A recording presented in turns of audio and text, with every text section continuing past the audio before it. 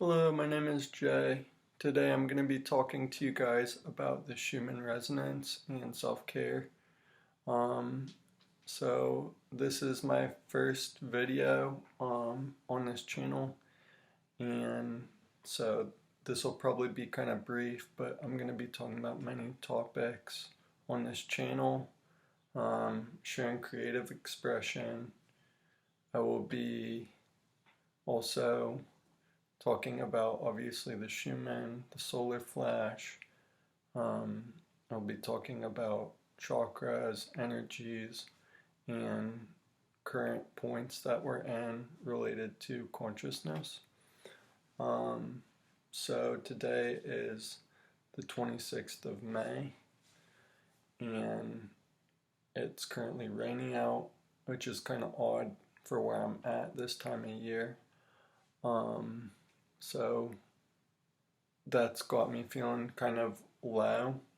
The thing that I have been learning recently is to embrace the feminine aspects a little bit more, which means receiving when it comes to this type of watery energy. It's very powerful. It has a way of either being chaotic and confusing, or also very clear, which sounds contradictory at first.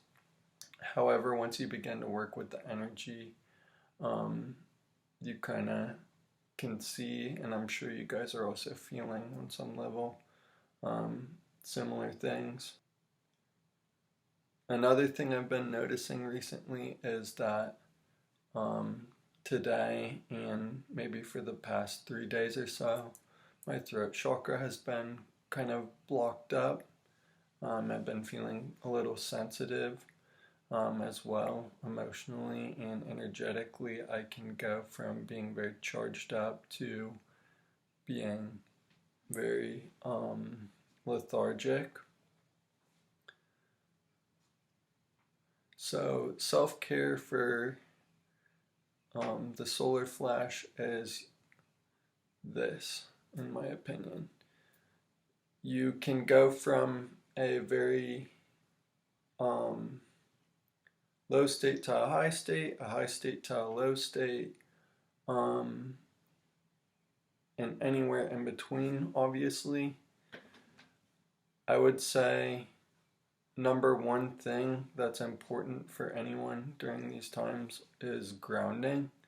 A lot of people tend to want to gravitate towards working with the higher chakras, the heart, the throat, particularly the third eye. Everyone is very drawn to the crown.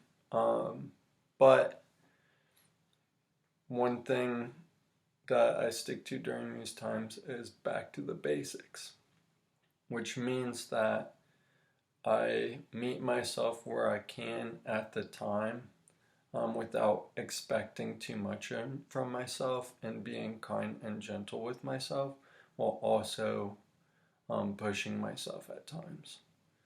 So grounding is very important. Get outside, get barefoot, get sunlight if you can. Obviously that will help you increase your biological system, serotonin, your melatonin, but also it will increase your electromagnetism. Another thing would be salt baths. They tend to be very grounding. They also tend to remove a lot of extraneous energetic influences. I would recommend taking a walk outside at least 10 to 15 minutes a day if you can. Sometimes, particularly when the higher chakras are at play, we can get in our heads a lot and out of our bodies, which at times is very helpful and useful or fun, but it can also be confusing and scary and overwhelming at some points.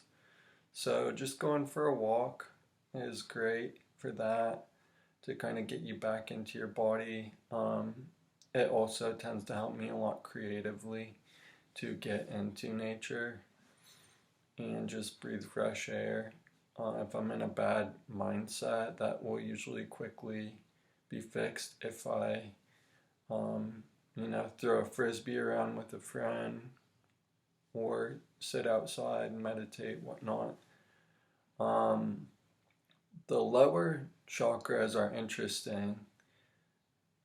I feel like personally that has been the challenge of most of my life, has been getting the lower ones to um, stay, I guess you could say, active, or to stay open, maybe would be a better term. The root chakra, particularly if you're just beginning this journey, if you feel like you've been kick-started recently into the way of understanding your being with this type of information, um, usually you will start experiencing energy culminate in your root chakra, and that one is blocked by fear.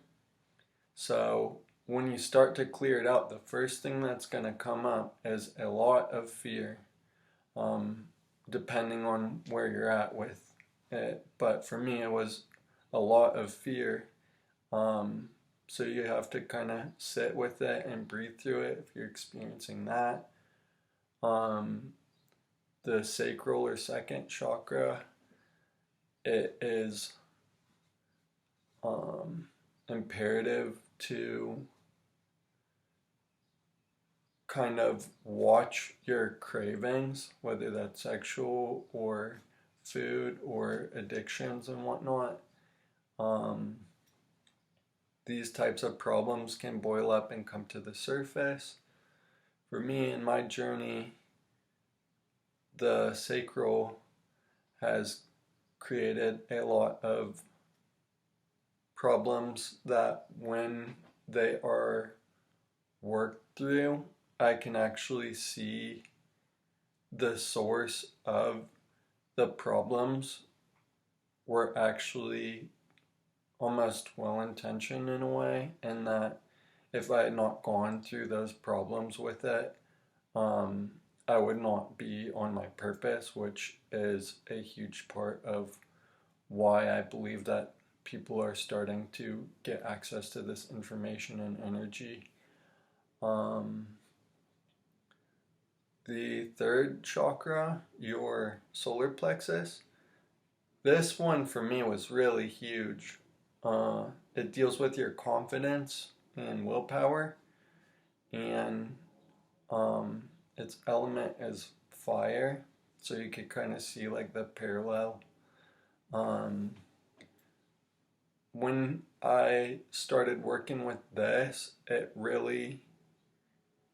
was a lot, because it's very forceful, but learning to balance it has been so great because I am able to go places and do things that when I was younger I would never have thought was possible.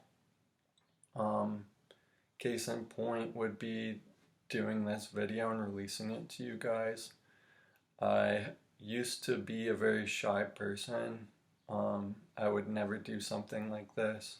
However, since I've been working with all this stuff, I have been sharing my creations more. I have been putting my art out there, playing music live, and talking to people that maybe would have intimidated me before. When the solar plexus gets overloaded, one thing to be mindful of is pride. You do not want to be prideful throughout this process. And that might take a bit of learning, but you can definitely get a kick in the butt if you are mishandling your energy karmically, or you reap what you sow type of thing. The heart is really a powerful chakra, the heart chakra. When that one opened up for me, I experienced just so much joy, but also there's a lot of grief there. And the important thing to remember with any of these is our bodies store the trauma in these parts. So if you're dealing with something intense in a chakra, don't force the energy. Just allow it to flow through is one of the main keys, and keep breathing, keep your feet on the ground. The breath is really good, especially when you're dealing with the heart chakra. Practicing gratitude daily is something that you're going to want to do during these times. An absolute must, just because of how programmed up we've been in our minds, that we have to come out of that, and a lot of things seem hard or scary. That might be true, but also you got to remember the divine is watching over us as well, and that we don't have anything to really fear. The throat chakra, as I mentioned, I'm still trying to kind of get that one to stay open currently, or at least that's been a theme. These things, they all kind of come and go, so you're going to have to maintain them. It's just like a car. If you don't change the oil, you're going to get a messed up car. So it's in your best interest, if this resonates with you, to take care of yourself. But the throat, one thing I've really learned is drinking water and staying hydrated, and being aware of when you feel intimidated by people, places, or things, and when you're not expressing yourself, to really dig in and question, well, why is that? Because what I've found is that usually I'm afraid of things that I feel like are limiting me that are not. And I'm free all the time to express myself, and if someone has a problem with that, they will let me know. For the third eye, I would recommend a practice. I call this still water technique, and that's where you can either do this open eyes or close eyes, but you ask yourself a question that you want clarity on, and picture a pool of water, and when it gets still, you're going to see your answer in the bottom.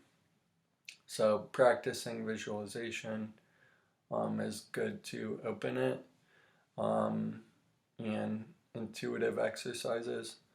As far as overload, I would go back to grounding, so bare feet. One thing when I start to work with here up, that happens is sometimes I will get vibrations in my extremities, and I feel like I'm kind of floating away. At that point, I know I need something tactile. I need to rub my hands together, feet on the ground.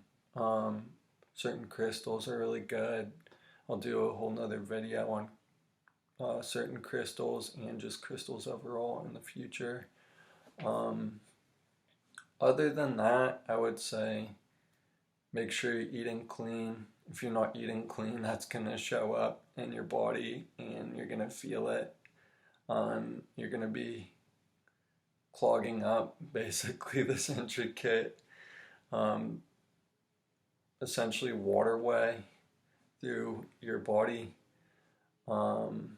Sleeping well, even though sometimes it's hard to sleep, figure out, regular times to sleep, when you're going to go to sleep. And just being gentle with yourself and others, and